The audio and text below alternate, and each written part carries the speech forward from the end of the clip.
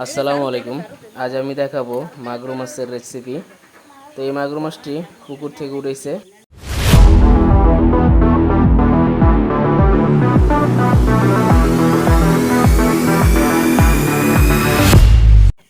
তো এই মাগুর মাছটা আমার বাবা নিজে কাটবে, সে বললো যে আমি কাটবো, তো তাকে দেওয়া হবে। তো এই মাগুর মাছের মূলত সে সাইডে দিয়ে রেডি করতেছে, আর বলছে যে ডুমুর পাতা আনতে। তো ডুমুর পাতা আমি যা পেরে নিয়ে আসলাম, এই যে ডুমুর পাতা এগুলো নিয়ে আসলাম, আনার পর আব্বুকে দিলাম।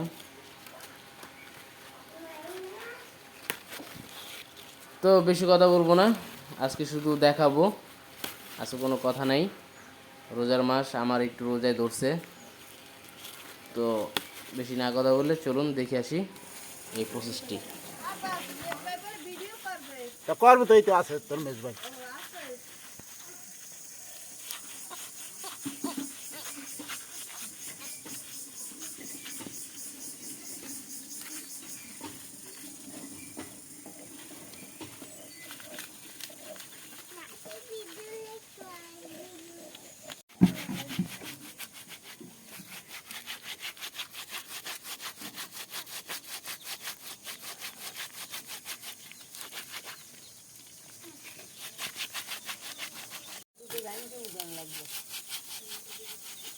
পাখের করে রাত দিন মানে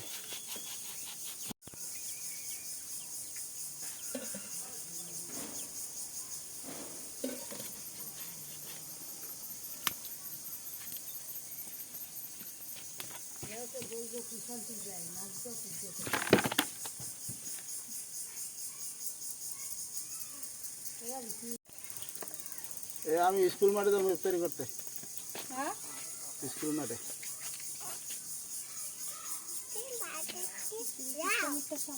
স্কুল মাঠে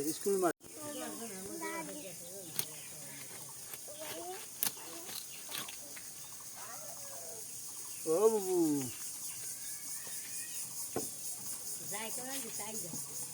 বড় একটা ভুল করে ফেললাম। এই মাছটার প্যাডে বিশাল বড় একটা ডিম ছিল, কিছুদিন থাকলে হয়তো বা ডিমটা পারতো। যাই হোক, ওর ভাগ্যে ছিল না, আমাদের ভাগ্য ছিল না। তো এই ডিমটা ছাড়ানোর জন্য আমার বাবা অনেক কষ্ট করতেছিল, কিন্তু পারতেছিল না কোনোভাবেই। তারপর কি করলো, এটাকে সে কাটাটাও কাটতে পারতেছিল না, এত কষ্ট। বুঝছো না যে ডিমগুলো বেরিয়ে গেছে, কারা কারা ডিম। যাই হোক, পরে এটাকে ডিমটা না পাই করতে পারে মাঝখান থেকে ফেরা বলছে, মাঝখান থেকে ফ্রাইরা। তারপর একটু চেষ্টা করলো ডিমটা বাই করার জন্য, তাও অনেকক্ষণ সময় লাগছে ওনার, বাই করতেই পারতেছিল না কোনোভাবে। পরে লাস্টে বের করলো ডিমটা, দেখছেন? এই যে দেখুন কত বড় ডিম।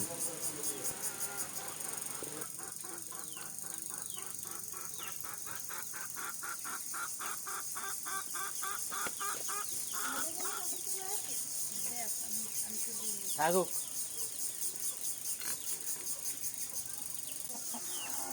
তো দাদি তো আগে আগে গেছে, দেখ।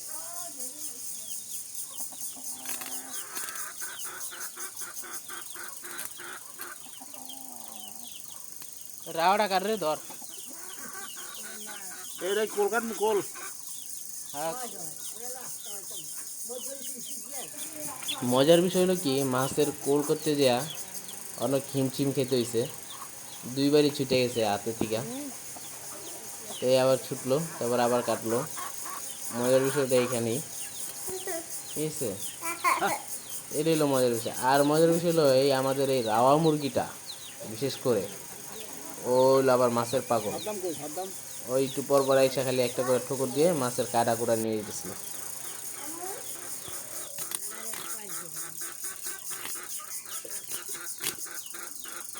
মূলত অনেকদিন পরে বাড়িতে আসছি, বাড়িতে আসার পরে পুকুর থেকে মাছটা উঠাইছে, আমরা আসার আগেই উঠাইছে। মাছের এই ভিডিওটা আগে থাকতে যদি করতে পারতাম তাহলে ভালো হইতো, কিন্তু আমরা এসে দেখি মাছ উঠানো শেষ, তাই আর ওই ভিডিওটা করতে পারি নাই। শুধু কাটাটাই দেখাইতেছি আর রান্নাটাই দেখাবো আপনাদের। তো রান্না করবে হলো আমার আম্মু বিশেষ করে, আর মাছটা কাটতেছে আমার বাবা।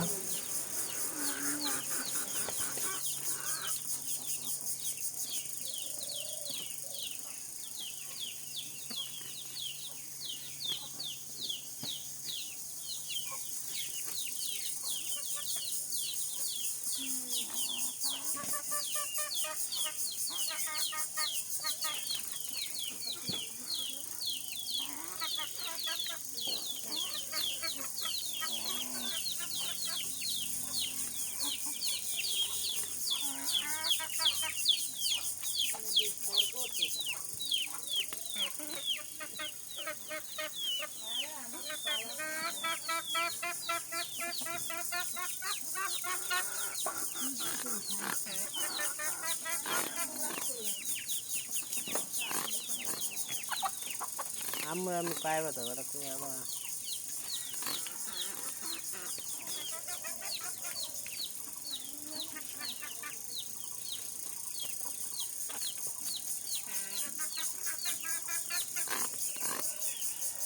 তুমি কই যান কে ইফতারি করেন না ইফতারি করে দিবেন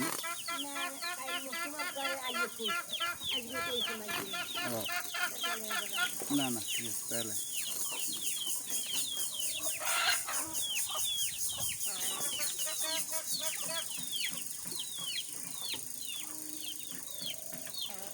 একটু মোটা করে একটা পাতলে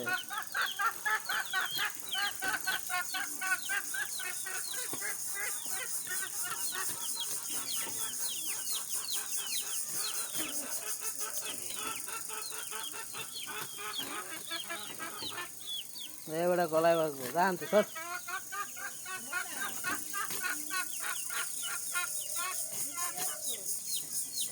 তো কাটাকাটি শেষ লাস্টে রইলো মাথাটা এই মাথাটা নাকি আমার ছোট ভাই বলতেছিল ও একাই খাবে ঠিক আছে তার জন্য ওর জন্য রাখা আর আমি বলতেছিলাম যে না মাঝখানে একটা ফাইরা দিতে কিন্তু আব্বাই বলতেছে না চারা খাইবো কি বললাম যে ঠিক আছে তাহলে রেখে দাও পরে মাছের মাথাটা রেখে দিল ছোট ভাইয়ের জন্য ও খাবে একলাই এই মাথা তো মাছ কাটাকাটি শেষ এখন ধোয়ার পাল্লা আর এদিকে ইফতারের সময় হয়ে গেছে বেশিক্ষণ সময় নাই আর তো রান্নাটা দেখাবো ইফতারের পর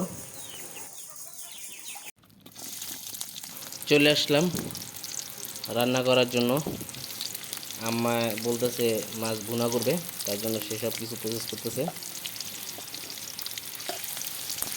তো আমি আর কোনো কথা বলবো না এখন শুধু রান্নার পাল্লা রান্নাটাই দেখুন মাটির চুলার রান্না অনেক বছর হয়ে গেছে মাটির চুলার রান্না খাইনি তো এবার খাবো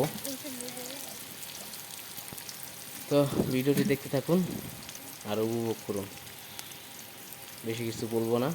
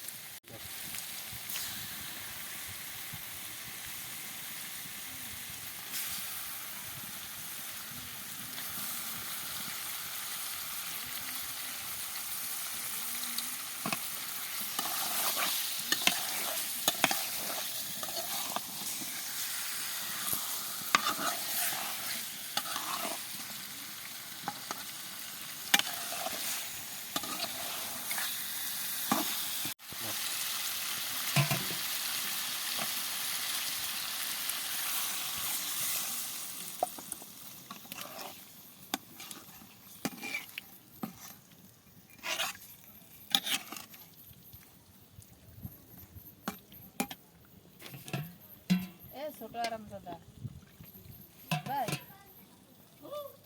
চিংড়ি মাছ খাবা তাহলে ইয়া পুড়িয়ে দিন মানে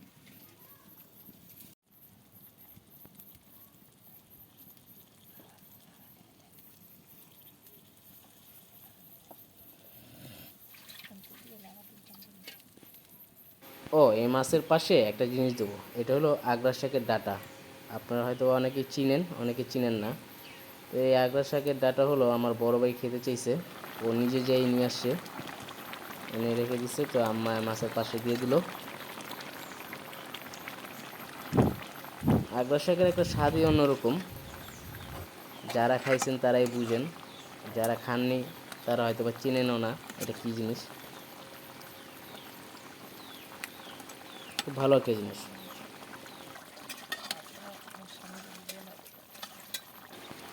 তো 2-1 মিনিট লাগতে পারে, হয়ে হয়ে আসছে প্রায়। এই যে রান্নাটা হয়ে গেল, এখন হয়তো বা আম্মা চুলা থেকে নামাবে।